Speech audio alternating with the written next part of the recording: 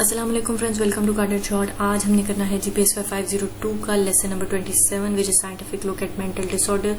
Basically ये काफ़ी easy lecture था और इसका सारा मटेरियल हमें स्लाइड्स में अवेलेबल था जो कि एलएमएस की स्लाइड्स हैं, इसलिए मैंने कोई खास तरद्दुद नहीं किया है, ना इसके कोई नोट्स बनाए हैं। हम ये लेक्चर यहीं से कवर करेंगे और 28 लेक्चर के लिए हम अपनी वर्ड फाइल में जाएंगे। तो आप चैनल को सब्सक्राइब कर दें, तब तक मैं जो है वो रिवीजन वाला पेज जो है ना वो ज़रा हम गुजार देते हैं। एक मिनट जी, रुक जाएं। चलें जी, हम स्टार्ट करते हैं। इसमें इन्होंने हमें ये बताया है कि जो मेंटल इलनेस है उसके क्या उसको किस किस फेजेस से गुजरना पड़ा, लोगों के क्या बिलीव्स थे मेंटल इलनेस को लेकर। तो उसमें उन्होंने ये बताया कि सबसे पहले ये माना जाता था कि इंसान एक इंसान है और जो उसकी सोल है वो एक और इंसान है जो कि उसके अंदर मौजूद है, जो कि मेंटल डिजीज़ का कॉज बनती है। ड्रीम्स भी हमें इसलिए आते हैं क्योंकि हमारे सो जाने के बाद हमारी सोल उठकर एक्टिविटीज़ करती है।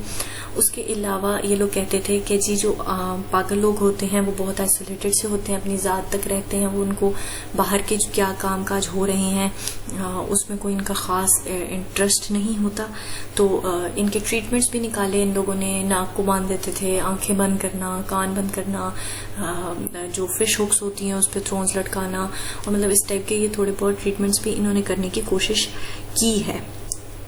फिर आहिस्ता आहिस्ता इन्होंने ये मानना शुरू किया कि ग्रीक्स ने ये मानना शुरू किया कि जो मेंटल इलनेस होती है ये काइंड ऑफ फिजिकल डिजीज है, इसको भी हमें इसी तरह ट्रीट करना चाहिए। तो ये कोल्ड बाथ्स देते थे या लॉन्ग वॉक्स करवाते थे मेंटली इल लोगों को, ठीक है। और बीच में इनका ये बिलीव भी 13, 14 और 15 सेंचुरी में ये आ गया कि ये इवल स्पिरिट्स होती हैं, विजर्ड्स होते हैं, विचेस होती हैं, इसलिए लोगों को जला दिया जाता था जिंदा, उनको हैंडकफ्स बांध दिए जाते थे, उनको इम्प्रिजन्ड कर दिया जाता था, बंद कर देते थे, थीव्स रॉबर्स के साथ बराबर का ट्रीट करते थे, उनको मतलब टॉर्चर करते थे। तो ये सारे ट्रीटमेंट्स उनको देने लगे। फिर ये टाइम आया जो कि था फ्रेंच रेवोल्यूशन का, जब बहुत ज़्यादा जॉब्स निकली शहरों की तरफ, लोग गाँवों से शहरों में जाने लगे, अपॉर्चुनिटीज़ कम थी, लोग ज़्यादा आ गए, तो रॉबरी स्टार्ट हो गई और इस टाइप के प्रॉब्लम स्टार्ट हो गए। तो इन लोगों ने, जो वहाँ के लोग थे, उन्होंने ये समझना शुरू कर दिया कि ये जो बीच में मेंटल लोग हैं ये भी उसी ग्रुप में शामिल होते हैं जो कि क्राइम्स में लोग शामिल हैं, उनके साथ के ही हैं ये लोग, और इनको भी हमें उस ग्रुप में रखना चाहिए और इनको हमें बंद कर देना चाहिए और इनसे काम लेना चाहिए, ये इसी तरह ठीक होंगे। तो उनको कैटेगराइज किया जाता था आप कहेंगे कि क्रिमिनल्स के साथ, मेंटली सिक लोगों को कर दिया जाता था। कुछ जगहों पर पेरिस में, इंग्लैंड में असाइलम्स भी बनाए गए थे इनके लिए सेपरेट, लेकिन मोस्टली इनको जो है वो जेल वगैरह में ही रखा जाता था जहाँ पे बाकी आम क्रिमिनल्स को रखा जाता था। स्कैपेगोटिंग का वर्ड यूज हुआ है यहाँ पे, वो यही है कि ग्रुप कर दिया था इनको क्रिमिनल्स के साथ, और ये माना गया था कि ये पूरा एक ग्रुप है जो कि नज़्म ज़ब्त खराब कर रहा है हमारे मुल्क का।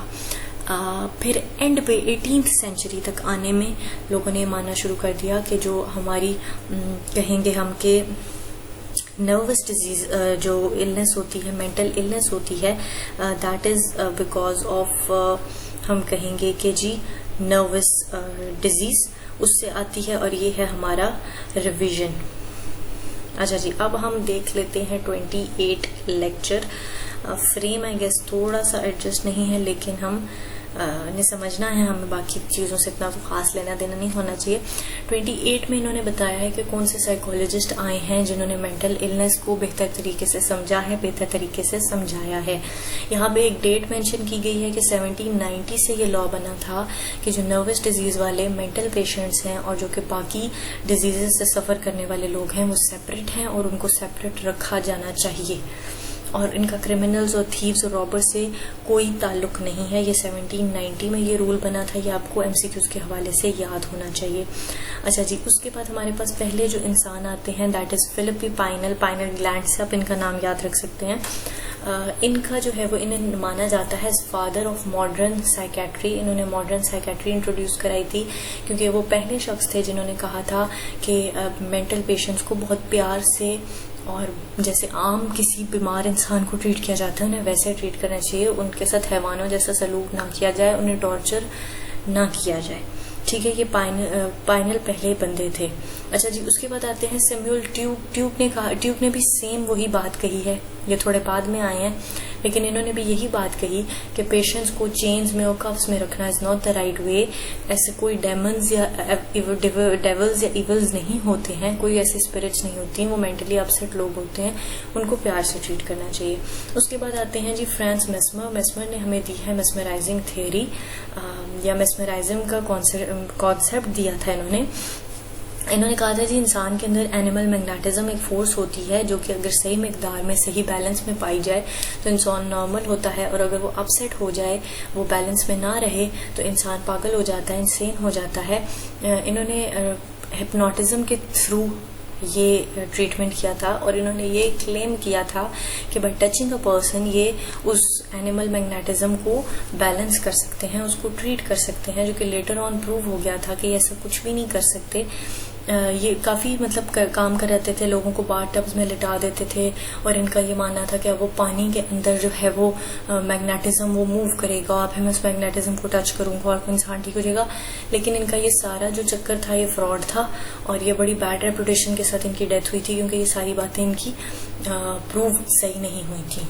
फिर जेम्स ब्रेड आ जाते हैं। जेम्स ब्रेड वो इंसान है, इनका नाम भी अपने लाजमी याद रखना है, क्योंकि ये वो इंसान है जिन्होंने हिप्नोटिज्म की टर्म इंट्रोड्यूस कराई है, हिप्नोटिज्म से आपको इंट्रोडक्शन करवाया है। इन्होंने कहा है कि हिप्नोटिज्म नर्वस स्लीप होती है, ऑर्डिनरी स्लीप से डिफरेंट होती है। किसी एक एलिमेंट को देखते देखते फिक्सेशन आप उस पर करके 18 इंचेस अबव आपकी आई साइड से रखी जाती है, तो आप उसको देख कर आप नर्वस स्लीप में चले जाते हैं, और फिर आप वो बातें और वो काम करने लग जाते हैं जो कि अगला इंसान आपसे कराना चाहता है। और ये होता है due to over exercising of your eye muscle, जब आपकी बहुत ज्यादा अटेंशन लगती है किसी चीज पे। जीन चारकॉट आ जाते हैं जी हमारे पास। जीन चारकॉट ने क्या कहा है, इनकी छोटी सी कंट्रीब्यूशन है। इन्होंने कहा था कि हिप्नोटिज्म से आप हिस्टेरिया को ट्रीट कर सकते हैं। हिस्टेरिया वो होता है जब आप बहुत ज्यादा खुश हो जाते हैं या बहुत ज्यादा दुखी हो जाते हैं, मतलब आप इमोशन एक्सेस पे होते हैं, तो हिप्नोटिज्म हिस्टेरिया को ट्रीट कर सकता है।